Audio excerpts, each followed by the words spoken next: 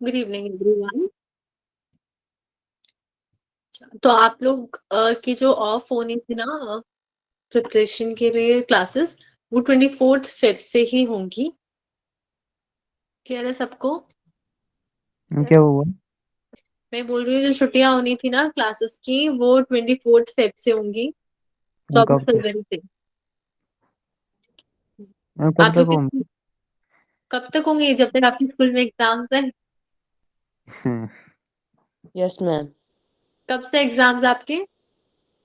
Ma'am अभी नहीं है डेट शीट की। अब तक नहीं आया कुछ। हम 10th मार्च। मार्च में ही है सबके। इसमें होंगे मार्च में।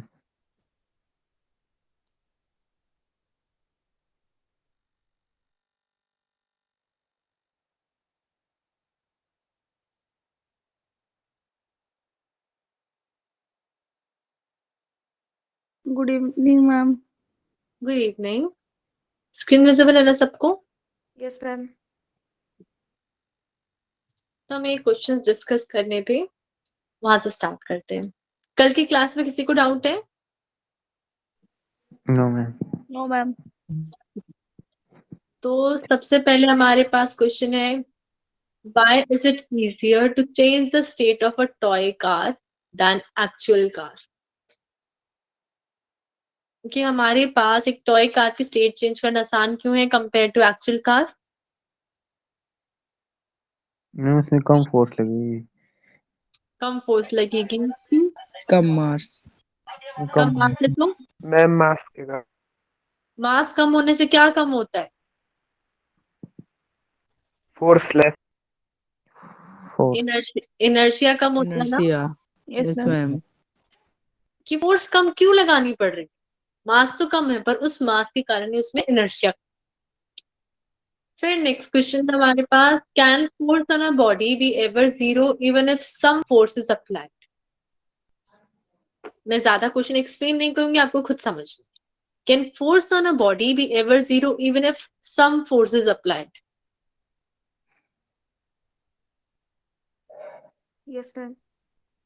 कब होता है? मैम अगर दोनों तरफ से फोर्स लग रहा हो, कोई मूव ओपोजिट। फोर्स लगे तो। बिल्कुल सर। देखो यहाँ पे क्वेश्चन में ये पूछा था, क्या किसी ऑब्जेक्ट पे फोर्स जीरो हो सकता है जब हम कुछ फोर्स अप्लाई कर रहे हैं तब भी? तो हाँ, ही पॉसिबल है। जब जितना फोर्स हम लेफ्ट साइड से कर रहे हैं उतना ही राइट साइड से मिल जाए, तो बैलेंस हो जाएंगे दोनों।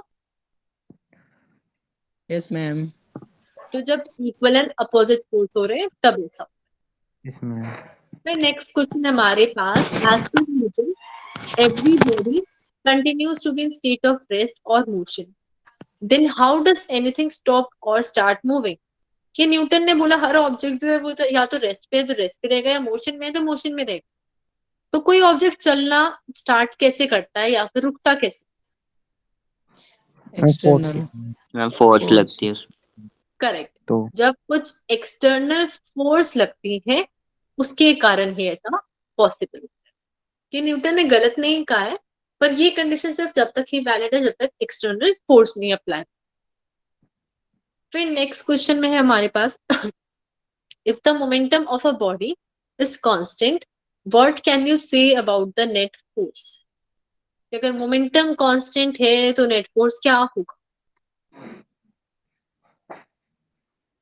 हम कांस्टेंट ही रहेगा। जीरो। ये आंसर है हमारे पास कांस्टेंट। और कोई बोलना चाहता है? जीरो।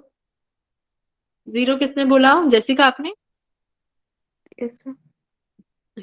रीजन क्या है कांस्टेंट का, पहले तो ये बता दो। मैम जो होता है ना मोमेंटम, वो चेंज इन लीनियर मोमेंटम होता है, पर ये चेंज ही नहीं हो रहा है, इस कारण मैम कांस्टेंट। और जेसिका आप बोलो।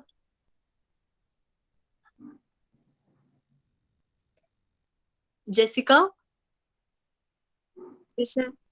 रीजन बताओ जीरो का।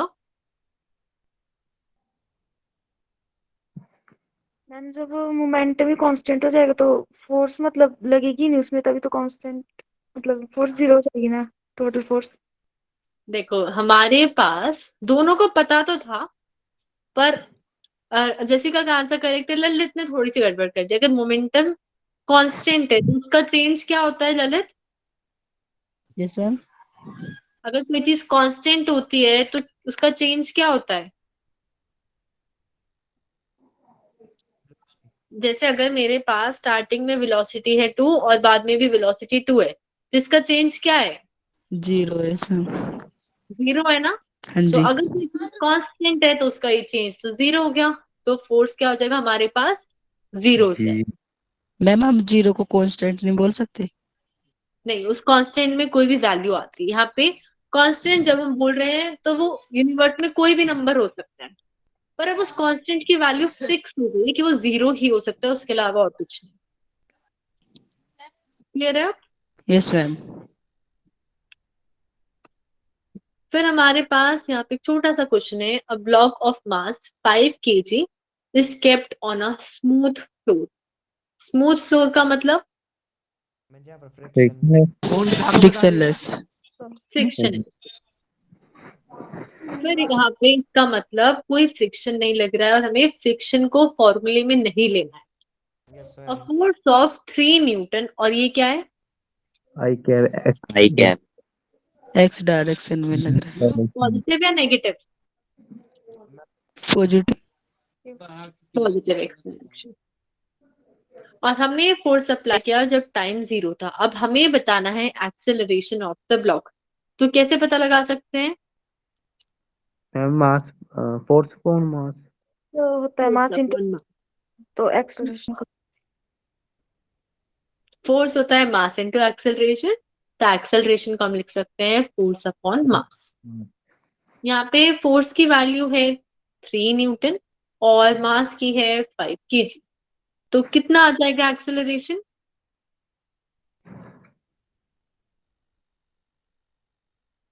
0.6 0.6 0.6।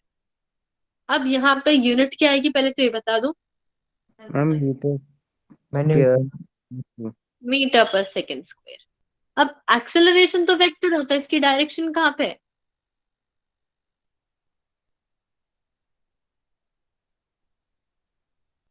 एक्सेलरेशन तो वेक्टर होता है। जिसमें मैम एक्स डायरेक्शन में। एक्स डायरेक्शन में, बिल्कुल करेक्ट। देखो मैंने बताया था फोर्स होता है मास इनटू एक्सेलरेशन। जिस डायरेक्शन में फोर्स होगा उसी डायरेक्शन में एक्सेलरेशन।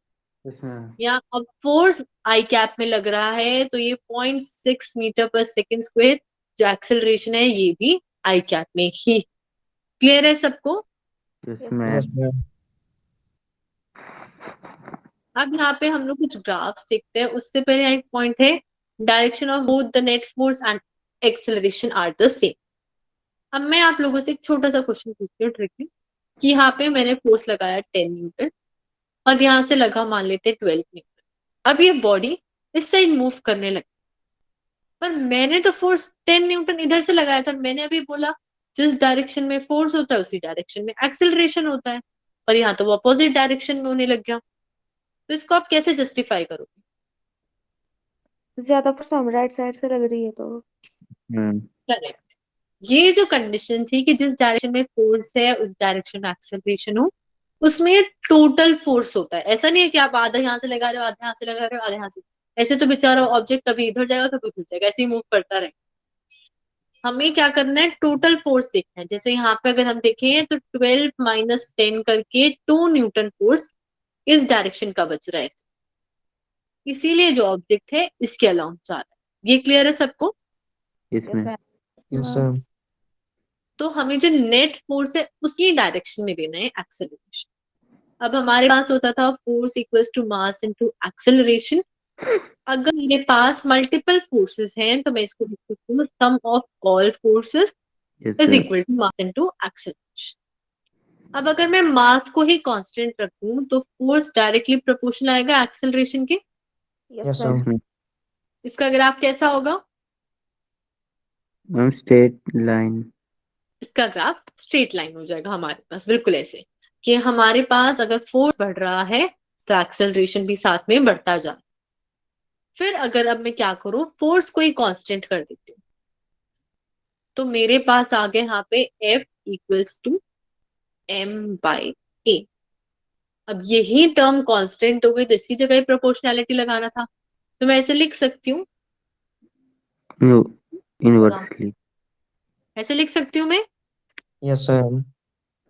तो इसका मतलब क्या हो गया, मास और एक्सेलरेशन इनवर्सली प्रोपोर्शनल है। इनवर्सली प्रोपोर्शनल में क्या होता है, मैं अगर मास एक्सेलरेशन ज्यादा होगी Acceleration. तो मास कम होगा, मास ज्यादा तो एक्सेलरेशन कम। कि अगर एक चीज बढ़ेगी तो दूसरी कम होगी। इसका ग्राफ कैसा बना, मैम पैरेलल होगा एक्स एक्सिस के। ऐसे? Yes ma'am. ये कांस्टेंट का ग्राफ होता है अंशुल, जिसमें वैल्यू कभी भी नहीं बदल रही है ना। Yes ma'am. इनवर्सली प्रोपोर्शनल का ग्राफ कैसा होता है,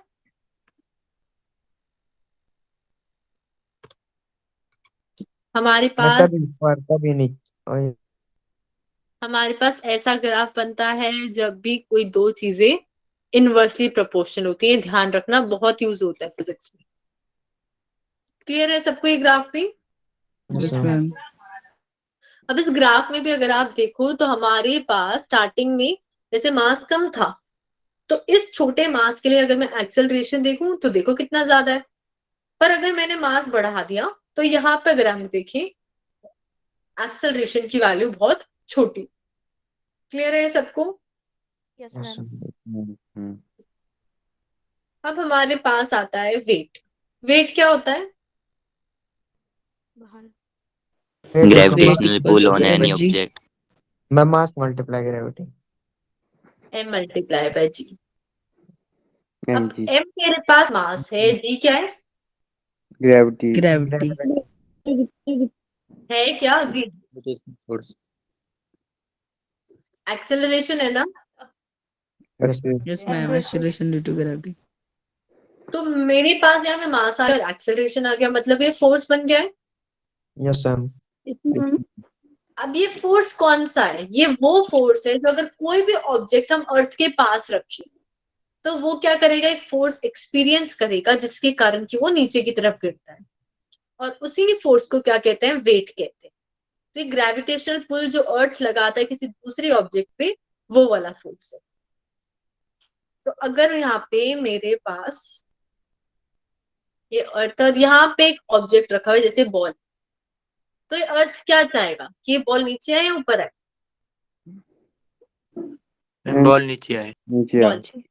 तो इसकी डायरेक्शन ऐसे बनेगी या फिर ऐसे बनेगी, जो आपने पहले बनाई वो। जो पहले बनाया था वो। और ये हमारा सेंटर होता है। तो ये जो फोर्स है ये हमेशा टुवर्ड्स द सेंटर होता है, कि हमें ऐसा लगता है कि वो सेंटर की तरफ अर्थ के अंदर जा रहा है। ये बात समझ आई सबको? Yes Yes, ma'am. जब वो सेंटर तक आता है तब फोर्स कम हो जाती है, इसलिए वो अंदर नहीं जा पाता है। जब हमारे पास यहाँ पे सरफेस भीतर अंदर थोड़ी जाएगा अभी। Yes ma'am. अगर हमारे पास अंदर हर पॉइंट पे अंदर, तो जी की भी वैल्यू चेंज हो जाएगी ना।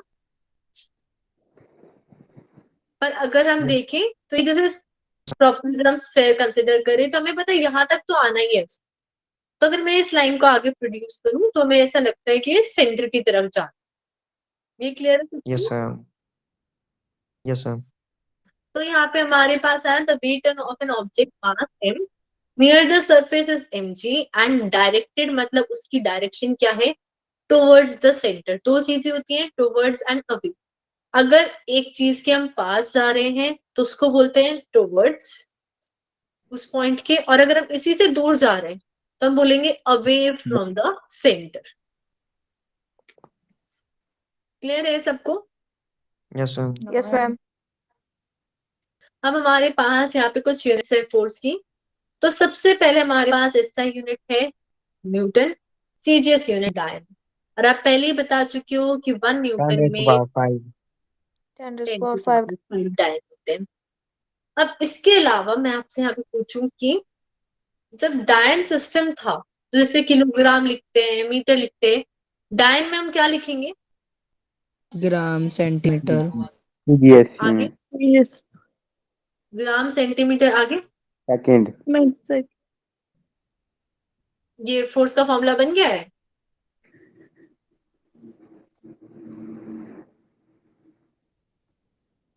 फोर्स की टर्म्स में बताओ, ये तो फोर्स नहीं बन रहे, तो आपने सब कुछ बस मल्टीप्लाई कर दिया। मैं ग्राम हम्म मैम आगे ग्राम सेंटीमीटर सेकंड -2 -2 या इनवर्स स्क्वायर पर स्क्वायर, यही बनेगा yes ma'am. Yes ma'am. Ma'am मास इनटू एक्सेलरेशन। अब हमारे पास कुछ अलग यूनिट्स होती हैं ग्रेविटेशनल यूनिट्स, जिसमें हम फोर्स कैलकुलेट करते हैं इन टर्म्स ऑफ जी। अगर मैं ग्रेविटी के हिसाब से देखूं, जो ग्रेविटेशनल फोर्स अर्थ एक्सर्ट करी थी किसी ऑब्जेक्ट पे, उसके टर्म्स में भी हमारे पास कुछ यूनिट होती है। तो हमारे पास फोर्स होता है मास इनटू एक्सेलरेशन। अगर मैं इस मास को 1 kg कर दूं और मैं कंसिडर करूं कि ये जी एक्सेलरेशन से गिर रही, तो इतना फोर्स लगेगा, यस मैम। है ना। मतलब अगर मैं किसी ऑब्जेक्ट पे इतना फोर्स लगाऊं 1 kg इंटू जी, तो उस टाइम पे उसका एक्सेलरेशन जी के बराबर हो। ये मतलब है। Yes ma'am. और मेरे को पता है मास इनटू जी, ये तो वेट हो जाता है। तो कितने फोर्स से मेरे को जी एक्सेलरेशन मिला, जब मैंने 1 kg जो मास था उसका वेट निकाला, तो ये जो फोर्स है ये मेरे को कितना एक्सेलरेशन देता है, जी एक्सेलरेशन देता है। तो यहाँ पे हम फोर्स को एक और तरीके से लिख सकते हैं 1 kg वेट। ये बात समझ आई सबको। यस ऐसे ही अगर मैं यहाँ पे लिखूं 5 kg वेट, मतलब अगर मैं 5 kg जो मास है उसका वेट कैलकुलेट करूं और उससे जो फोर्स बनेगा उसमें एक्सेलरेशन जी है। अब ये तो हमने बात करी जब मैंने ये केजी में लिया है, और जी हम नॉर्मल कंडीशन ले रहे हैं 9.8 मीटर पर सेकेंड स्क्वायर, सब एसआई सिस्टम में। अब सीजीएस सिस्टम में चलते हैं, तो हमारे पास मास होता है ग्राम, और एक्सेलरेशन 9.8 मीटर पर सेकेंड स्क्वायर की जगह यहाँ पे सेंटीमीटर पर सेकेंड स्क्वायर आया, और इसकी वैल्यू क्या हो जाएगी यहाँ पे,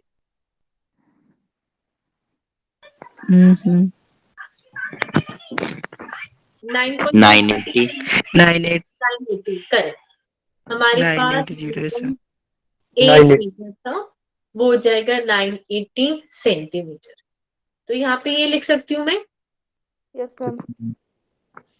ये क्यों लिखा है, क्योंकि जी की वैल्यू हम बदल नहीं सकते कि भाई मैं 1 सेंटीमीटर पर सेकेंड स्क्वायर लिख दूं या 9.8, फिर वो जी नहीं रहेगा। अब जी की वैल्यू ये है, पर सीजीएस सिस्टम में उसकी वैल्यू ये बन गई। अब ये क्या हो गया, ये मेरा 1 ग्राम जो मास था उसका वेट हो गया। तो अगर मैं force equals to 1 gram weight अगर मैं निकाल रही हूं, तो उस केस में भी एक्सेलरेशन जी के बराबर है। ये क्लियर है सबको। Yes yes ma'am. मैम। तो अगर कहीं पे भी 7 kg फोर्स लिखा हुआ है या 7 kg वेट लिखा हुआ है, तो उसका मतलब ये नहीं जैसे फर्स्ट वाले में कि 7 न्यूटन फोर्स लग रहा है।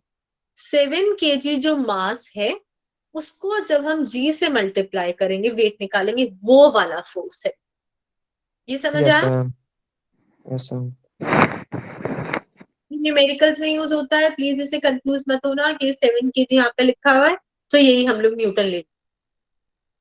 इसमें किसी को डाउट है तो प्लीज बता दो। No ma'am. मैं अगर केजी हो तो मतलब वेट निकालने के लिए 9.8 से करना है मल्टीप्लाई। करेक्ट। और ग्राम और होगा अगर तो वो 980 पर सेंटीमीटर सेंटीमीटर पर सेकंड स्क्वायर से। बिल्कुल यस सही। Ma'am.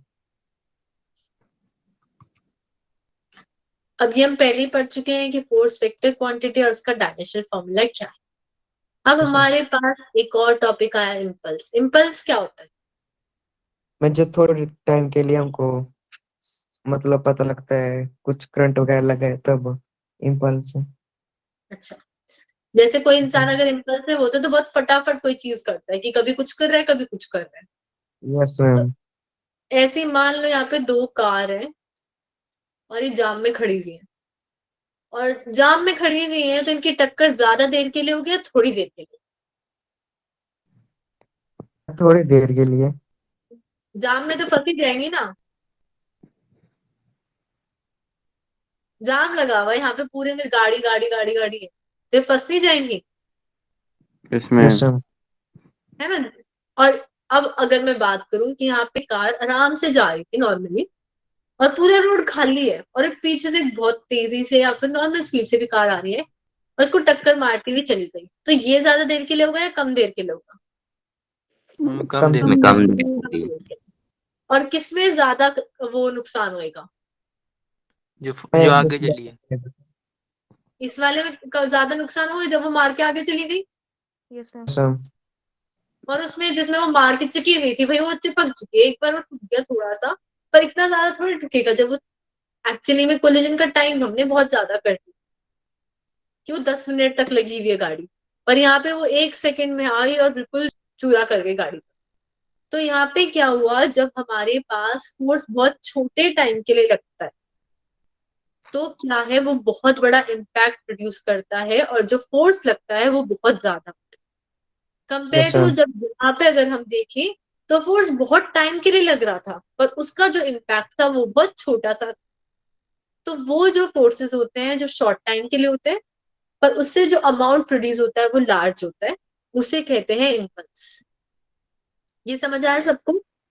Yes ma'am. Yes ma'am. Ma'am एक बार वो रिपीट कर दो। देखो, हमारे पास जब ऐसे फोर्सेस लगते हैं जो बहुत छोटे टाइम के लिए होते हैं, तब उन ऐसे फोर्सेस से जो अमाउंट ऑफ फोर्स निकलता है, कि अगर यहाँ पे दो ऑब्जेक्ट्स हैं, ये एक दूसरे पे बहुत छोटे से टाइम के लिए, मान लेते हैं 1 सेकंड के लिए फोर्स एक्सर्ट कर रहे हैं, तो ये जो फोर्स एक्सर्ट करते हैं उसकी वैल्यू बहुत ज्यादा होती है, कंपेयर टू जब ये दो ऑब्जेक्ट्स एक दूसरे पे 1 मिनट के लिए फोर्स एक्सर्ट कर रहे हैं। अब क्लियर हुआ ललित? Yes ma'am. अब यहाँ पे भी अगर हम डायग्राम से देखें तो ये मेरे पास फोर्स और ये टाइम। अब अगर ये टाइम हम छोटा सा चेंज करें, तो आप देखो इस छोटे से चेंज में फोर्स की वैल्यू हमें कितनी ज्यादा मिली है, यहाँ पे पहुंच गई। और ये यस किसकी, मैम। ये हमें क्या बताता है, ये हमें इम्पल्स थी। अब इम्पल्स का फॉर्मूला समझते हैं। इम्पल्स होता है फोर्स इनटू डेल्टा टी, कि वो जो फोर्स जो बहुत छोटे से टाइम के लिए लग रहा था, उसको अगर मैं टाइम से मल्टीप्लाई करूं, तो उससे जो इम्पैक्ट या रिजल्ट मिलता है, उस रिजल्ट को कहते हैं इम्पल्स। जैसे गाड़ी की टक्कर हुई बहुत थोड़ी देर के लिए, उसके बाद वो सारी ठुक गई, तो एक तरीके से वो क्या है, इम्पल्स है। अब उसको हम जब निकालते हैं तो फोर्स इनटू स्मॉल टी लेते हैं। अब वो समझते हैं एक बार। हमारे पास फोर्स होता था, पहले तो बताओ डेल्टा का मतलब क्या है? Change. Change in time. Change in time. कहीं पर भी डेल्टा हो या ये वाला सिंबल हो या ये हो, इन तीनों का ही मतलब है चेंज। और चेंज निकालने के लिए हम फाइनल वाले में से इनिशियल वाला माइनस करेंगे। जैसे अगर स्टार्टिंग में टाइम था 5 और फिर हो गया 12, तो कितना चेंज इन टाइम आया? 7। 7 सेकेंड आया। अब यहाँ पे अगर मैं लिखूं तो फोर्स होता था change in momentum with change in time. अब अगर मैं इस डेल्टा टी को लेफ्ट साइड ले जाऊं, तो force into change in time, change in momentum आ जाएगा। Yes Yes, ma'am. मैम। और ये क्या था मेरे पास, ये तो इम्पल्स था। Yes ma'am. तो इम्पल्स का एक और फॉर्मूला आ गया, वो आ गया चेंज इन द मोमेंटम, जो कि होता है फाइनल मोमेंटम माइनस इनिशियल वाला। ये समझ आया सबको? Yes Yes, ma'am. ma'am. Yes ma'am. अब इसी को दूसरे तरीके से देखते हैं। अगर हमें पता है कि जैसे फोर्स होता है मास इनटू एक्सेलरेशन, और v minus u equals to at होता है। यहां से अगर हम टाइम निकालें या एक्सेलरेशन निकालें, तो एक्सेलरेशन आएगा v minus you by T. अब इस पूरी वैल्यू को अगर मैं यहाँ पे सब्स्टिट्यूट कर दूं, तो मेरे पास आएगा, मास तो पहले से ही था, v minus you by T put कर दूं। अब इस t को क्या करते हैं, लेफ्ट साइड ले जाते हैं, ये एफ टी हो गया, और राइट साइड बचा है M V minus M Q. But V P कौन, minus mu. हाँ ये v कौन सी वेलोसिटी है? Ma'am initial. v इनिशियल होती है। वो फाइनल। मैं एक तो P फाइनल। हो गया ना, और वो जो बचा वो रही इनिशियल। करेक्ट, ये फाइनल वाली वेलोसिटी है, इनिशियल वाली। और मास इनटू वेलोसिटी क्या होता था? एक्सेलरेशन। मोमेंटम होता था अंशुल। मैं वो तो बोल दिया है ना। अच्छा, तो हमारे पास यहाँ से आ गया कि final momentum minus initial momentum. तो दोनों तरीके से हमने देखा, अगर हम इक्वेशन यूज करनी है तो हम उससे भी निकाल सकते हैं, और डायरेक्ट फोर्स दे रखा है तो हम उससे भी निकाल सकते हैं। ये समझ आया सबको? Yes yes ma'am. तो अगर मैं आप लोगों से पूछूं डायमेंशनल फॉर्मूला इम्पल्स का क्या होगा? MLT M L T T minus one. Correct, MLT-1। हमारे पास मोमेंटम और इम्पल्स दोनों बराबर है। मोमेंटम का भी यही होता है और इम्पल्स का भी यही होता है। और इसकी एसआई यूनिट न्यूटन सेकंड। एक तो हो गई न्यूटन सेकंड, और एक और न्यूटन पर मीटर। न्यूटन पर मीटर, न्यूटन सेकंड भी, ऐसा पॉसिबल है? नो। एक यूनिट तो हो गई न्यूटन सेकंड, दूसरी ऐसे kg सिस्टम kg सही में ग्राम सेंटीमीटर। पंच करेक्ट बोल रहा है, केजी मीटर पर सेकेंड। हमारे पास मास के लिए केजी लगा दिया हमने, लेंथ के लिए मीटर लगा दिया, टाइम के लिए सेकंड लगा दिया, तो ये दोनों ऐसे यूनिट्स बन गई। Gram centimetre yes second. Ma'am. Gram centimetre CGS वाली।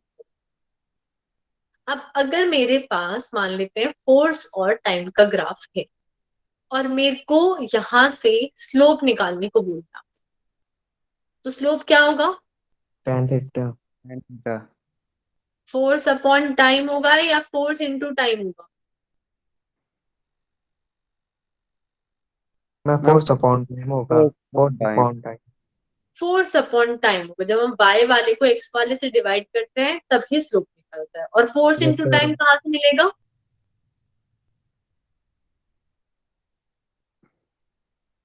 इम्पल्स। फोर्स इंटू टाइम कैसे मिलता?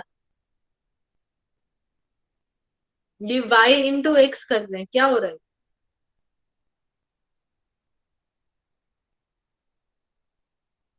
एरिया निकाल रहे हैं ना? Yes sir. Yes ma'am. निकलता था, ना? ये कुछ याद नहीं आ रही है। हाँ, तो अगर हम एरिया निकालेंगे तो हमारे पास फोर्स इंटू टाइम आया, और फोर्स इंटू टाइम क्या है? इम्पल्स। इम्पल्स। तो अगर मेरे पास कोई भी रैंडम शेप है, जैसे यहाँ पे मान लेते हैं एक रेक्टेंगल बन रहा है और इसकी वैल्यू 2, 4 है, और यहाँ पे पीक वैल्यू है 5 0 से। अब आपको बताना है कितना इम्पल्स हुआ प्रोड्यूस। ये है मेरे पास फोर्स, मैं और ये 10 वाली मैं 10 हो गया। 10 हो जाएगा। देखो, हमारे पास ये रेक्टेंगल का एरिया निकालेंगे, हो जाएगा लेंथ इंटू ब्रेथ। लेंथ हमारे पास यहाँ पे 50 है, सॉरी 5 है, और जो ब्रेथ है वो 2 से 4 हुई, मतलब 2 डिस्टेंस ट्रेवल हुआ, तो 10 आंसर आया। और ये क्या है हमारे पास? इम्पल्स है। Yes sir. क्लियर है सबको ये? Yes yes ma'am. अब हमारे पास ये जो फोर्स ये पूरे टाइम में कैलकुलेट कर रहा था, ये वो नहीं, ये तो फोर्स किसी पर्टिकुलर पॉइंट पे जो हम निकाल रहे हैं वो। अगर मेरे को पूरे टाइम के लिए फोर्स देखना है तो हमें पता है कि इम्पल्स तो हम निकाल सकते हैं इस ग्राफ के एरिया से, और फिर मेरे को ये पता है इम्पल्स होता है फोर्स इनटू टाइम। तो मेरे को जिस भी टाइम के लिए फोर्स निकालना है तो मैं इम्पल्स अपॉन डेल्टा टी कर सकती हूँ। Yes ma'am. कि अगर मान लेते हैं हम ये कह रहे हैं कि चलो ये इम्पल्स हमने निकाला जब टाइम 0 से 5 सेकंड बना उसके लिए, पर अब मैं फोर्स पूछ रही हूँ जब टाइम 0 से 1 सेकंड बदला, तो उसमें तो डेल्टा टी हम 1 सेकंड लेके इजीली कैलकुलेट कर सकते हैं। और जो आप ग्राफ से वैल्यू देखोगे कि यहाँ से क्या वैल्यू आ रही थी, वो तो किसी पर्टिकुलर पॉइंट पे वैल्यू है, वो ये नहीं बताएगा यहाँ से यहाँ तक का जो टोटल फोर्स आया उसकी एवरेज वैल्यू क्या है। तो इससे हम एवरेज फोर्स निकाल सकते हैं। ये क्लियर हुआ सबको? मैं एक बार बता दो फिर से। देखो, जब हम लोग ग्राफ बनाते हैं, कोई भी ग्राफ, तो उसमें अगर मैं किसी पर्टिकुलर पॉइंट पे वैल्यू देखूं फोर्स की, तो ये बोलेगा 3 सेकंड के टाइम पे फोर्स क्या था। पर अगर मैं इम्पल्स वाले फॉर्मूले से फोर्स निकालूं तो वो ये बताएगा जब 0 से 3 सेकंड बीत गए तो इस पूरे टाइम में ऑन एवरेज, कि इस पूरे में जितना भी फोर्स लग रहा था उसकी एवरेज वैल्यू क्या थी, वो इससे मिलती है। ये क्लियर हुआ? Yes ma'am. Yes sir. तो ग्राफ से किसी पर्टिकुलर पॉइंट पे मिल सकता है फोर्स और पूरा इम्पल्स मिल सकता है, और फोर्स निकालने के लिए एवरेज हम ये वाला मेथड यूज करें। अब यहाँ पे मेरे को ये पता है फोर्स इक्वल्स टू, मैं जो force is equal to impulse upon time है ना, मतलब वो कब लगेगा? हाँ अभी बता, वो एवरेज फोर्स में लगता है अंशुल। एक तो जब हमें किसी पर्टिकुलर पॉइंट पे निकालना है टाइम पे, तो हम डायरेक्टली ग्राफ से देखते हैं। अब वो बोलेगा कि अगर हमें पूरे मोशन के लिए, जब ये कुछ भी पाथ हो रहा था, इसमें बताओ एवरेज फोर्स क्या है, तो आप हर पॉइंट पे ऐड करके उसे डिवाइड थोड़ी करो। उसके यस लिए मैम। हम इम्पल्स कैलकुलेट कर लेंगे और फिर उसके टाइम से निकाल। Yes ma'am. अब देखो हमारे पास यहाँ पे एक क्रिकेटर है और इसको बॉल कैच करनी थी। तो स्टार्टिंग में मान लेते हैं कि बॉल 100 की स्पीड से आ रही थी और उसका मास था 1 kg। फिर जब बॉल कैच करी तो उसकी वेलोसिटी क्या हो गई? बॉल कैच करने पे वेलोसिटी क्या होती है? डिक्रीज कम 0। कैच करने के बाद क्या हो जाती है? जीरो। मैं जीरो। जीरो। जीरो हो जाती है ना। Yes ma'am. तो मेरे को पता है कि भाई जी कितनी भी स्पीड से आ रही है, जैसे 100 की स्पीड से आ रही थी, अल्टीमेटली जो लास्ट में उसकी वेलोसिटी होगी वो जीरो ही होगी। तो अगर मैं यहाँ पे चेंज इन मोमेंटम देखूं, तो कौन सा इनिशियल है कौन सा फाइनल है, पहले तो ये बताओ। Ma'am final 0, initial 100। Correct, final ये जीरो वाला है क्योंकि कैश तो बाद में करेंगे, और इनिशियल ये 100। तो मैं चेंज इन मोमेंटम देखूं तो वो आ जाएगा -100। अब इस माइनस को इग्नोर कर दे थोड़ी देर। अब हमें पता है कि मोमेंटम 100% 100 अमाउंट से ही चेंज होगा, उसके अलावा कोई पॉसिबिलिटी नहीं, क्योंकि लास्ट में तो उसे रेस्ट भी आना। तो अगर मैं यहाँ पे देखूं तो मेरे को पता है इम्पल्स होता है चेंज इन मोमेंटम। अगर मोमेंटम की वैल्यू फिक्स है तो इम्पल्स भी फिक्स हो गया, यस मैम। कि अगर इतना मोमेंटम चेंज हो रहा है तो इतना इम्पल्स प्रोड्यूस हो। तो अगर यहाँ पे इम्पल्स ही कांस्टेंट हो गया तो ये कंडीशन आएगी। Yes ma'am. और यहां से हम लिख सकते हैं force is inversely proportional to change in time, कि जितना टाइम कम चेंज हो रहा है उतना ही ज्यादा फोर्स लगेगा। पर अगर हम टाइम को ज्यादा देर, मतलब जो भी हम प्रोसेस कर रहे हैं उसमें अगर हम टाइम इंक्रीज कर दें तो फोर्स की वैल्यू क्या होगी? कम होगी। डिक्रीज। जैसे हमें जब बॉल कैच करनी थी तो 100 की स्पीड से आ रही थी, पर उस मोमेंटम को जीरो बनाने में अगर मैं टाइम को इंक्रीज कर, कि हम कैच करते करते करते करते हाथ पीछे ला रहे हैं, कि फिर फाइनली इस पॉइंट पे जाके वो जीरो हो रहा है। तो जहां पे हम यहाँ पे कैच करने वाले थे 1 सेकंड के अंदर, अब हमने क्या किया, उसको 10 सेकंड में कैच कर। जैसे ही टाइम मैंने इंक्रीज करा, क्या हुआ, जो हाथ पे फोर्स लगना था वो कम हो गया। ये समझ आया सबको? Yes ma'am. Yes ma'am. तो यहाँ पे हमने लिखा है कि more is the time lesser is the force. अभी यस नीचे गाड़ी, गाड़ी में क्या खुल रहा है?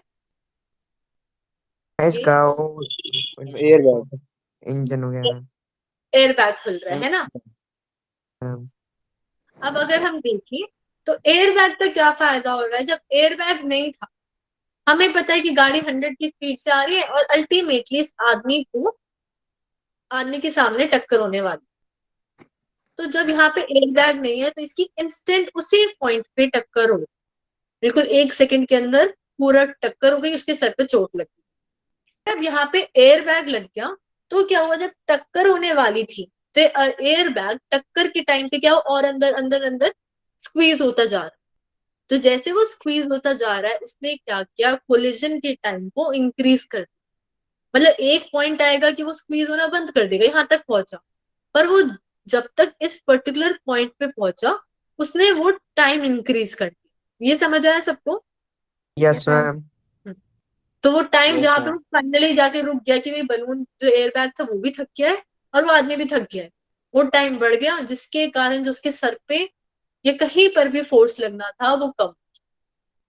बिल्कुल ऐसे ही जैसे अगर हम यहाँ पे खड़े हैं, मान लीजिए ये वॉल है और यहाँ पे आप खड़े हो और आपका कोई फ्रेंड पीछे से पुश करे, तो आपका सीधा सर जाके दीवार में लग जाए।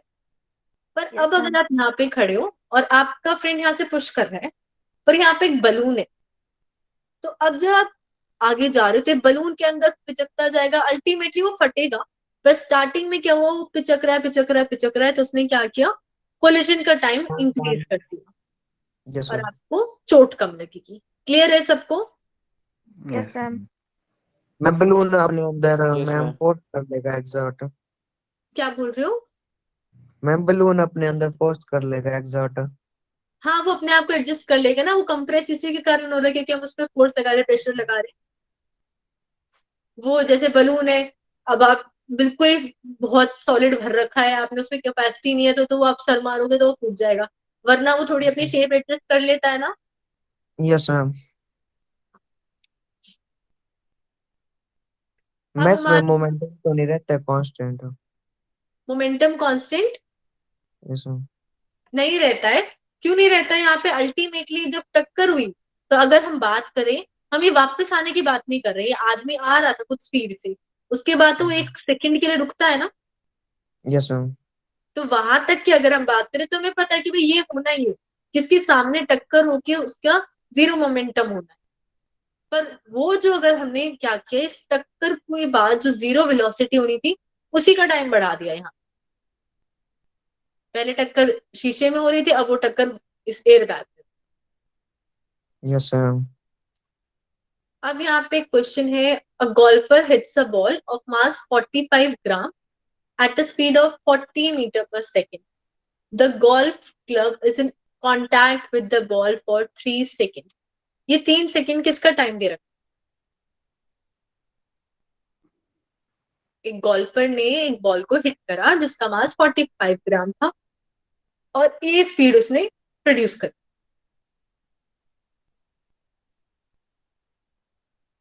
अब क्या हो रहा है, ये 3 सेकंड किसका टाइम है? मैम जो ये क्लब है और बॉल के बीच में कांटेक्ट जो हुआ है 3 सेकंड। बिल्कुल करेक्ट। ये जो हमारे पास गोल्फ स्टिक थी, जो क्लब था जिससे हमने बॉल को हिट करा, ये आपस में ऐसा तो नहीं है कि जब आप बैट से बॉल को हिट करते हो तो एकदम से हो जाता है, कुछ पर्टिकुलर सेकंड के लिए आप हिट करते हो तभी वो बॉल मूव करती है। ये 3 सेकंड वही टाइम है कि इन दोनों के आपस के बीच में कांटेक्ट कितना था। जैसे मान लो कि आप यहां से हिट करने लगे थे बॉल को, आप अपने बैट को इस बॉल के साथ यहां तक लेके जाते हो और फिर जाके बॉल मूव करने लगती है, ऐसा ही होता है। Yes, yes ma'am. मैम। तो ये जो टाइम है जब आप बॉल को यहां से यहां तक लेके गए बैट के साथ, ये दे रखा है 3 सेकंड। और उसके बाद बॉल की वेलोसिटी कितनी हो गई? 40 मीटर पर सेकंड। 40 मीटर पर सेकंड। पर स्टार्टिंग में वेलोसिटी कितनी थी? जीरो। जीरो। दो। जीरो थी। अब अगर हम यहाँ पे बात करें तो हमारे पास टाइम है, इनिशियल वेलोसिटी है, फाइनल वेलोसिटी 40 है और मास है 45 ग्राम। 0.45 किलोग्राम। 0.45 गलत है आंसर। तो हमें यहाँ पे एवरेज फोर्स बताना है। तो हमें फोर्स पता है क्या होता है, change Mass. In momentum with time, है ना, या फिर मास इनटू एक्सेलरेशन। अब देखो यहाँ पे एवरेज फोर्स पूछा है तो एक तरीके से हमें इम्पल्स ही निकालना था पहले, क्योंकि इम्पल्स यूज करके ही हम एवरेज फोर्स निकाल सकते हैं। और हमें पता है इम्पल्स चेंज इन मोमेंटम होता है। Yes, ma'am. तो यहाँ पे हमें पता है चेंज इन मोमेंटम निकालना है, मतलब कुछ फाइनल मोमेंटम होगा माइनस इनिशियल मोमेंटम होगा, और टाइम कितना चेंज हो रहा है? 3. 3 सेकेंड। अब पहले तो ये बता दो, ये 45 ग्राम का केजी में अमाउंट कितना होगा? 0.04 मैम 0.045। 0.045 केजी, बिल्कुल करेक्ट। 0.05। अब हमारे पास हमें यही मास यूज करना है और फाइनल वेलोसिटी 40 है और इनिशियल 0 है, टाइम 3 सेकेंड्स है, तो फोर्स कितना आ जाएगा? 0.6. 0.6 करेक्ट। हमारे पास देखो, इससे इसको डिवाइड करेंगे 0.015, तो यहीं से आ गया। 15 4 60 होता है, तो यहाँ से हमारे पास आ जाएगा 0.6 न्यूटन। सबका आ गया है? Ma'am yes ma'am. अब यहाँ पे नेक्स्ट क्वेश्चन है, N impulsive force F acts on a body which changes with time. मतलब एक ऐसा फोर्स लग रहा है जो बॉडी पे एक्ट कर रहा है और वो हर टाइम के साथ बदल रहा है, कांस्टेंट नहीं है। और फिर फोर्स और टाइम का ग्राफ यहाँ बना हुआ है।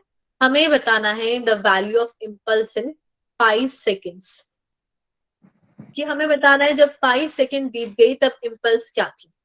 तो पहले तो दो चीज समझो, अगर कोई रैंडम शेप होती या यही वाली शेप होती जिसमें मेरे पास वाई एक्सिस पे फोर्स होता और वो टाइम के साथ मतलब जो जो वैल्यू ले रहा है वो मेंशन होती, यहाँ पे क्या दे रहा है, यहाँ पे क्या दे रहा है, नंबर्स होते सब। तो हम इजीली पूरे केस में जो भी शेप है, जैसे ट्राइंगल है तो half into base into height करके निकाल सकते। पर यहाँ पे जो फॉर्मूला है फोर्स का वो 100 साइन टी है, सिर्फ नंबर नहीं है, साथ में एक साइन का फंक्शन आ। तो इस केस में अगर आप निकालोगे तो हमें half into base into height use नहीं कर सकते, हम यहाँ पे सेमी सर्कल का एरिया नहीं लगाएंगे। हम कौन से मेथड से और निकाल सकते हैं एरिया? हमने पहले पढ़ा हुआ है मैथमेटिकल टूल्स में एरिया कैसे निकालते हैं। ये क्या बनाया मैंने? इंटीग्रेशन। इंटीग्रेशन करके निकालते थे। Yes ma'am. उसमें हम यस लोग मैम। क्या लेते थे, वाई एक्सिस का फंक्शन लेते थे, जो एक्स एक्सिस चेंज होती थी उसके साथ डी लगा देते थे। यहाँ पे हमारे पास वाई एक्सिस पे फोर्स है और कौन सा वेरिएबल चेंज हो रहा है?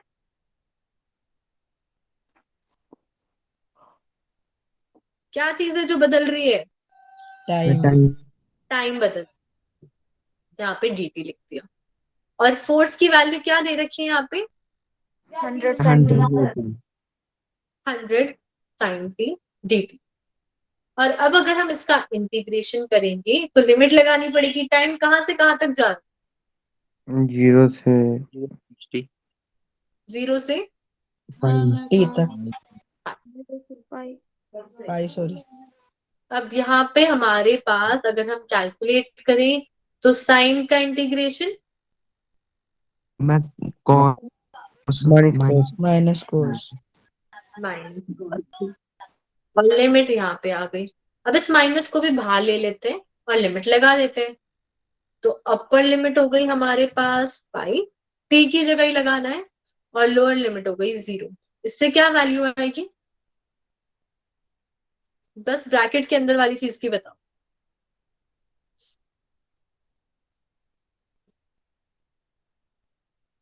मैम 179। मैं कौन 179 मैं -2 -2 आएगी। 179 विकास आपने बोला? मैम मैंने cos पाई की वैल्यू पढ़ दी। हमने पाई में से ही 1 माइनस कर दिया। Yes ma'am. कॉस पाई की वैल्यू होती है -1, cos 0 की वैल्यू 1, तो ये माइनस माइनस -2 हो गया, और बाहर एक एक्स्ट्रा 100 और था, तो इसकी टोटल वैल्यू हो गई 200। क्लियर है सबको? यस यस ऐसा मैम। तो इसमें हमारे पास क्योंकि थोड़ा अलग फंक्शन था फोर्स का, तो हमने क्या किया, इंटीग्रेशन की मदद ली। अब अगर मैं यहाँ पे नॉर्मल डायग्राम बना रही हूँ जिसमें मैं बता रही हूँ कि इस मैक्सिमम पॉइंट पे फोर्स की वैल्यू 100 है, और अब अगर मैं यहाँ से 0 से 5 तक के लिए पूछ रही हूँ, तो आप इजीली कैलकुलेट कर सकते हो, हाफ इंटू 5 इंटू ये हाइट, जैसे यहाँ पे 10। क्लियर है सबको? Yes yes ma'am. Yes ma'am. Sir. तो प्लीज याद रखो इंटीग्रेशन को कैसे यूज करते हैं, और ये हम एरिया निकालने के लिए यूज करते हैं। अब हमारे पास है न्यूटन का थर्ड लॉ। तो न्यूटन के थर्ड लॉ क्या कहता है, हमारे पास दो फोर्स होते हैं, एक जो हम लगा रहे हैं और एक उसके बदले में जो हमें मिल रहा है। To every action there is an equal and opposite reaction. इसको हम वैसे लिख सकते हैं कि फोर्स वेक्टर जो ए बी पे लगा रहा है वो किसके बराबर है, जो बी ए पे लगा रहा है, पर बीच में एक नेगेटिव साइन आ गया, जिसका मतलब क्या है? Ma'am opposite. Opposite. Opposite. Opposite direction, कि अगर एक इधर लग रहा है तो दूसरा इस साइड लगेगा। अगर दोनों ही सेम डायरेक्शन में लगेंगे तो वो तो ऐड हो जाएंगे। या फिर force exerted by A on B is equal to force exerted by B on A. अब यहाँ पे हमारे पास ये आदमी इस बोट में से कूदना चाह रहा था, तो कूदना जाने के लिए वो आगे की डायरेक्शन में जाना चाहता है। अब अगर एक चीज आगे जा रही है तो कुछ ना कुछ तो बैकवर्ड फोर्स लगाना था। Yes ma'am. वो बैकवर्ड मैम फोर्स ये बोट एक्सर्ट करती है, और जिसके कारण ये बोट पीछे की तरफ जाती है, कि ये थोड़ा सा झुक के दम लगा रहा है ताकि वो आगे कूद सके, और उसी फोर्स के कारण जो रिएक्शन मिल रहा है वो ये कि बोट पीछे जा रही है। इसीलिए जब आप कभी बोट में बैठे भी होगी या फिर किनारे के वहां पे जब बोट से उतारा जाता है तो पहले बोट को एक जगह बांध दिया जाता है कि कहीं उतरते वक्त बोट ज्यादा पीछे न खिसक जाए, वरना उसे बोट को पकड़ के लाना। इसीलिए किनारे पे जब हम उतरते हैं तो उसे एक सपोर्ट से बांध, ताकि अगर वो जाए भी तो एक लिमिट तक। क्लियर है सबको? Yes ma'am. अब यहाँ पे कुछ इंपॉर्टेंट पॉइंट्स हैं एक्शन रिएक्शन पेयर के, प्लीज इन्हें ध्यान से सुन लो। सबसे पहले है हमारे पास अकर साइमल्टेनियसली। इस वर्ड का मतलब क्या होता है? साइमल्टेनियसली का मैं मतलब लगातार लगातार लगातार तो लगातार तो नहीं होता।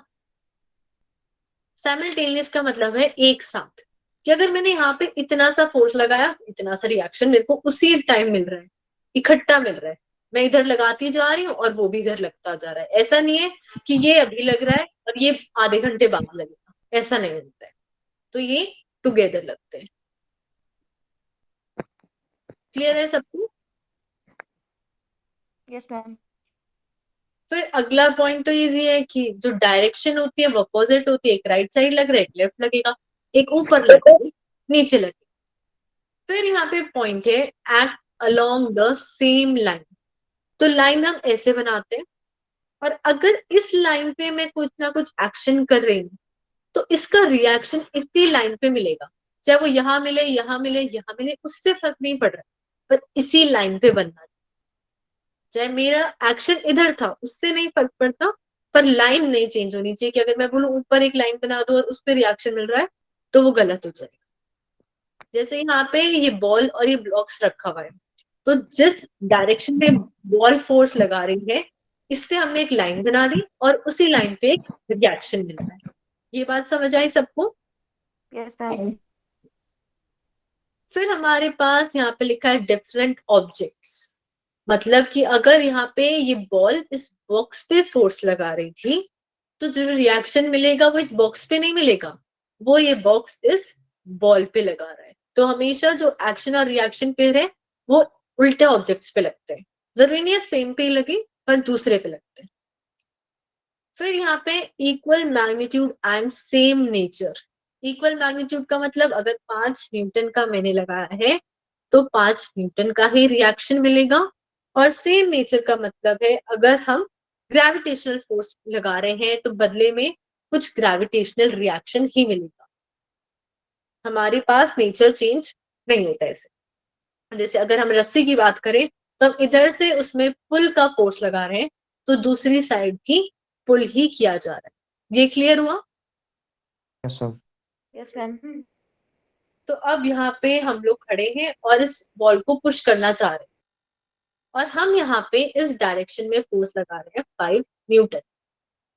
तो पहले बताओ कि हमें रिएक्शन कितना मिलेगा? वो 5 न्यूटन। 5 न्यूटन माइनस मिलेगा। 5 न्यूटन। बिल्कुल करेक्ट, -5, क्योंकि बिल्कुल अपोजिट डायरेक्शन में मिलेगा। अब आपका भी यहाँ कोई फ्रेंड भी आ जाए, जैसे अंशुल भी लग गया, वंश भी लग गया, और अब यहाँ पे वो भी 7 न्यूटन का फोर्स लगा रहा है, तो अब कितना रिएक्शन मिलेगा? -12 न्यूटन। -7। -12 ना? -12 मिलेगा ना? ये भी लगा रहा है, वो भी लगा रहा है, आपने उसको भगा दिया।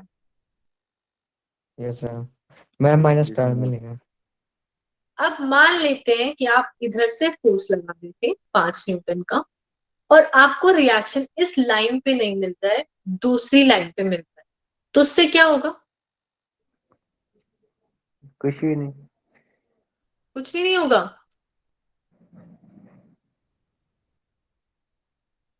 अगर आपके पास लाइन ही बदलती, एक दीवार पे आप फोर्स लगा रहे थे ऐसे, और अब दीवार रिएक्शन ऊपर से दे रही है, तो दीवार टूट के आपके ऊपर गिर जाएगी। No ma'am. मैं गिरेगा फूट जाएगा। गिर जाएगी ना, कि सर फूट जाएगा हमारा, क्योंकि अभी जो रिएक्शन था ये अलग ही जगह लगने लग गया, इसको बैलेंस नहीं कर रहा, ये एक्स्ट्रा कुछ फोर्स बन गया है नया। ये समझ आया सबको? इसमें मैम दोबारा हाँ। पर। मतलब यहाँ पे क्या होता था, जो एक्शन रिएक्शन पेयर है, मैं यहाँ से लगा रही हूँ, तो इधर से अगर रिएक्शन मिलेगा तो ही वो बैलेंस कर सकता है। अगर वो रिएक्शन में कह रही हूँ कि मैं ऊपर लग रहा है, तो वो बैलेंस कैसे कर रहा है? ये वाला तो इधर इधर इधर फोर्स लगा रहा है, और वो वाला ऊपर से फोर्स लगा रहा है, तो ऊपर से फोर्स लगाने के चक्कर में वो दीवार ऊपर से टूट के आप पे गिर जाएगी, और यहाँ पे आपके पास बैलेंस करने के लिए कुछ है ही नहीं। इसीलिए जो एक्शन रिएक्शन पेयर्स हैं वो हमेशा सेम लाइन पे बनते हैं। क्लियर है जेसिका?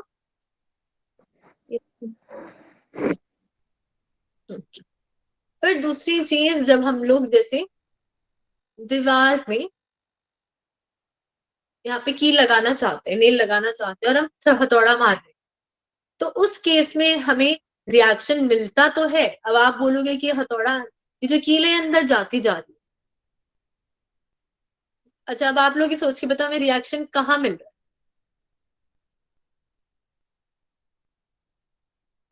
क्वेश्चन ये है कि दीवार में हम कील लगा रहे हैं हथौड़ा मार के। अब आपको ये बताना है कि अगर एक्शन रिएक्शन पेयर होता तो शायद कील कभी अंदर ही नहीं जाती ना। तो क्या हमें रिएक्शन नहीं मिल रहा है? मैम मिल रहा है। रिएक्शन कहाँ मिल रहा है? मैम होल हो जाएगा वहां पे, मतलब कील अंदर जाती रहेगी तो। जब ये कील जो है, जो अंदर जाने की कोशिश कर रही है, तो ये दीवार पे फोर्स लगा रही है ना, और बदले में दीवार भी तो कील के ऊपर फोर्स लगाएगी, यस मैम। इसमें है ना? तो ये जो कील है, इसको भी कुछ ना कुछ रिएक्शन मिल रहा है, पर वो जो दीवार टूट रही है अंदर से, वो कुछ अलग फोर्स है। वो क्या है? वो एक अलग सिस्टम आ गया। अब आप ये नहीं बोल सकते कि भाई वो दीवार तो टूट रही है, तो रिएक्शन कहाँ गया? दीवार रिएक्शन दे रही थी, पर ये थोड़ी है कि दीवार कभी टूटेगी नहीं। ऐसा नहीं बोला है न्यूटन ने कहीं भी कि कोई भी चीज पे हम मारे जा रहे हैं फोर्स, वो टूटेगी नहीं। भाई उसकी एक लिमिट है, अब वो खत्म हो गई, तो रिएक्शन तो वो अभी भी दे रही है, बट जो उसके ऊपर फोर्स लग रहा है वो उसे झेल सकती है ये नहीं, वो न्यूटन ने नहीं बताया। ये क्लियर है सबको? Yes ma'am. इसमें अब हमारे पास न्यूटन का एप्लीकेशन आ गया यहाँ पे थर्ड लॉ का, कि अगर हम लोग मान लेते हैं कि एक्शन रिएक्शन पेयर नहीं होता, और हम यहाँ पे सरफेस पे खड़े हैं ग्राउंड पे, तो हमारा जो भी वेट है, हम तो खड़े हैं, ये सरफेस तो हमारे नीचे ही है, और हम इसके ऊपर वेट डाल सकते हैं, हमारे ऊपर वेट तो नहीं डाल सकता, तो हमारा वेट तो कुछ ना कुछ फोर्स इसके ऊपर एग्जर्ट करेगा। अगर हमें रिएक्शन नहीं मिलता तो हमारा वेट इतना स्ट्रांग हो जाता कि हम अंदर धस जाते, हम अंदर घुस जाते, हम खड़े ही नहीं हो पाते। पर हमें ये रिएक्शन मिलता है, और उसी पॉइंट पे मिलता है जहां से हमने एक्शन किया, जिसके कारण हम खड़े हो पाते हैं। ये समझ आया सबको? Yes ma'am. बिल्कुल ऐसे ही जैसे यहाँ पे चेयर, अगर हम इस चेयर के ऊपर बैठे हैं और कोई रिएक्शन नहीं, तो हमारे फोर्स से क्या होगा? देखो, ये चेयर टूट जाएगी कि अगर रिएक्शन नहीं है। पर अब क्या हो रहा है, ये जो चारों पैर है चेयर की, वो क्या है? अर्थ से कनेक्टेड है, ग्राउंड से कनेक्टेड। तो ये चारों के चारों मिलके हमें, जहां से कांटेक्ट है वहां से हमें रिएक्शन दे, जिसके कारण यहाँ पे बैलेंस बना रहता है, इस चेयर पे भी और हमारी बॉडी में भी, जिससे ये टूटती नहीं है। अब ये चेयर बिल्कुल खराब हो चुकी है, बहुत पुरानी हो चुकी है, तो ऑब्वियस सी बात है वो टूटेगी, पर रिएक्शन तब भी दे रही थी। क्लियर है सबको? Yes ma'am.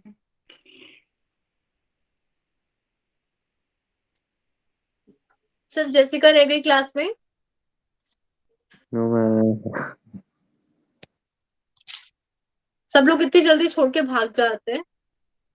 क्लास तो अभी है टाइम में, जब स्टार्ट होता है, जब 60 होता है, फिर धीरे धीरे धीरे धीरे। तो यहाँ पे हमारे पास आया है कि if there would be no opposite reaction, we won't be able to walk और सिंग। अब यहाँ पे एक चीज मैं पूछूंगी, अगर आप यहाँ पे हवा में खड़े हो, मतलब इमेजिन करो आप उड़ रहे हो, ठीक है, हाइपोथेटिकल सिचुएशन है, तो क्या आप हमेशा हम mg तो डाउनवर्ड लगाएंगे, पर हमें क्या रिएक्शन मिलेगा? कुछ हमें कुछ नॉर्मल रिएक्शन मिलेगा क्या? Yes ma'am.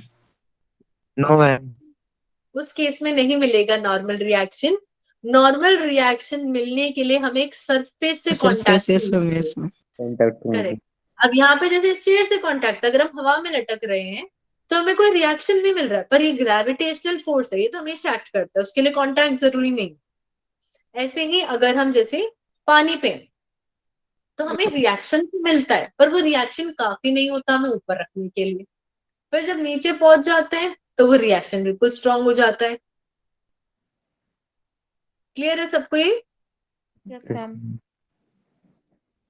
तो हमने 3 लॉ पढ़ लिए न्यूटन के। सबसे पहला हमें फोर्स की डेफिनेशन बताता है, और वो ये क्या क्या होती है कि फोर्स एक ऐसी चीज है जो हम किसी ऑब्जेक्ट पे अप्लाई करें तो उसकी हम स्टेट चेंज कर सकते हैं। अब आप ये नहीं बोलोगे पुश और पुल। अगर आपको फर्स्ट लॉ का यूज करके बताना है तो फोर्स एक ऐसी चीज है जिसके अप्लाई करने से ही ऑब्जेक्ट की स्टेट चेंज हो जाती है।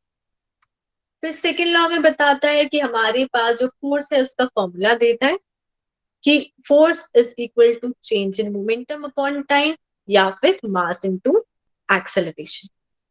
और थर्ड लॉ हमें बताता है कि जो दो कोई भी फोर्सेस हैं वो हमेशा पेयर में, कि दो जोड़े के फॉर्म में होंगी, कभी भी सिंगल फोर्स एग्जिस्ट नहीं करेगा। क्लियर है सबको? Yes yes ma'am. मैम। तो कल हम लोग डिस्कस करेंगे कि सेकेंड लॉ एक बार मैम, कैसे मैं आप होता है। वर्नियर कैलिपर बता दोगे एक बार? Vernier caliper? यस मैम, मैं उसका मतलब अगर 1.8 वो आ गई ना उसकी रीडिंग मेन स्केल की, हाँ, तो मैं फिर जो दूसरा है वर्नियर स्केल उसकी रीडिंग कैसे देखते हैं? देखो जो छोटे वाला स्केल है आपको ये देखना पड़ेगा उसकी कौन सी लाइन कोइंसाइड कर रही है। मैं ठीक है, मान मतलब लीजिए। हाँ, मैं अगर हमने वो लिया तो उसका डायमीटर आया तो 1.8 ना। वर्नियर वाली की बात करो, स्क्रू गॉज की बात करो, डायमीटर कहाँ से आ रहा है? मैं जो बॉब को लगाते नहीं उसमें हाँ हाँ, उसका। देखो हमारे पास जैसे मेन स्केल रीडिंग की आप बोल रहे हो 1.8 आ रही है, ठीक है। ये तो जो छोटे वाला स्केल है ना, आप उसमें देखो कौन सी नंबर वाली लाइन मैच कर रही है, एक तो मैच करेगी। और अगर नहीं कर रही है तो जो हल्की सी मैच कर रही है उसको ले लो। जैसे मान लेते हैं फिफ्थ लाइन मैच कर रही है, तो यस मैम। फिफ्थ जो 5 नंबर है उसको लीस्ट काउंट से मल्टीप्लाई कर दो, और फिर ये जो वैल्यू आएगी इसको इस वर्नियर जो मेन स्केल की रीडिंग थी उसमें ऐड कर दो, तो इससे हमें टोटल रीडिंग मिल जाती मैम मतलब जैसे हमारे पास आ गई ना, मतलब पॉजिटिव एरो और नेगेटिव एरो कैसे आती है उसमें? है। जब पॉजिटिव एरर और नेगेटिव एरर, जब आप कल प्रैक्टिकल है स्कूल में। मैं करवा रहे थे सर ना आज, मतलब पर वो मतलब अभी नए नए आए ना हमारे स्कूल में, अभी हुई है उनकी प्रमोशन, तो उनको मतलब पता नहीं है उतना। देखो पॉजिटिव एरर नेगेटिव एरर जो जीरो होते हैं दोनों स्केल के वो मैच करने चाहिए, जब आपने कोई भी चीज नहीं लगा रखी है उसमें। पर यस मैम। अगर एक स्केल आगे भाग रहा है, मतलब ये वर्नियर वाला ऐसे आगे की तरफ भाग रहा है, या ये वर्नियर वाला पीछे की तरफ रह गया, तो उस केस में आएगा पॉजिटिव और नेगेटिव। जैसे अब यस आप मैम। खुद ही सोचो, अगर ये आगे भाग रहा है तो पॉजिटिव एरर यस मैम। है ना, कि हमें रीडिंग यहाँ से शुरू करनी थी जीरो से, पर ये ऑलरेडी कुछ डिस्टेंस आगे चला हुआ है। तो अगर आप कुछ सामान रखोगे तो इतना तो पहले से ही आगे चला हुआ था, उसके बाद आपने वो सामान और लगा दिया, तो वो आपकी रीडिंग कुछ बढ़ा के देगा। तो आपके यस पास मैम। जो भी एरर होगा वो हमें सब्ट्रैक्ट करना पड़ेगा। पर अगर नेगेटिव एरर है तो मतलब वो पीछे चल रहा है जो छोटे वाला स्केल है, तो उस केस में हमें सब्ट्रैक्ट करके लेते हैं रीडिंग, सॉरी ऐड करके लेते हैं। मैं यहाँ लिख देती हूँ, पॉजिटिव एरर के केस में फाइनल आंसर जो आएगा उसमें से सब्ट्रैक्ट करेंगे, और नेगेटिव एरर वाले में हम ऐड करते हैं। मैं इस पे भी क्वेश्चन आते होंगे जेई में? इसमें भी क्वेश्चंस आते हैं पर इतने नहीं आते, मतलब ये है कि फॉर्मूला बेस्ड है डायरेक्ट, वो ज्यादा कंफ्यूजिंग नहीं होता है इसमें। Yes ma'am. पॉजिटिव और नेगेटिव एरर निकालना आता है आपको? No ma'am. उसका भी बिल्कुल सेम तरीका है, जब आपने कोई चीज नहीं लगा रखी ना तब देखो कि कौन से नंबर वाली लाइन मैच होती है, और उसको लीस्ट काउंट से मल्टीप्लाई कर लो, तो बिल्कुल वैसे ही हमारे पास एरर आता है, और बिल्कुल वैसे ही वर्नियर स्केल की रीडिंग आती है। दोनों का तरीका बिल्कुल सेम। Yes ma'am. बस इसमें कोई चीज नहीं लगा रखी है, उसमें हमने चीज लगाने के बाद देखा है कि कौन सी वाली लाइन मैच कर रही है, इसमें बिना लगाए मैच कर। क्लियर है अंशुल? Yes sir. एक बार फिर से ट्राई करना कल स्कूल में, अगर फिर भी कोई डाउट हो तो मेरे को बता। Yes sir. और कोई डाउट है अभी किसी को? No ma'am. No ma'am.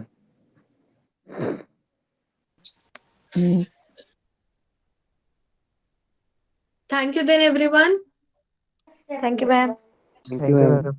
Good night ma'am. Good good night ma'am. Night. Thank you, ma'am.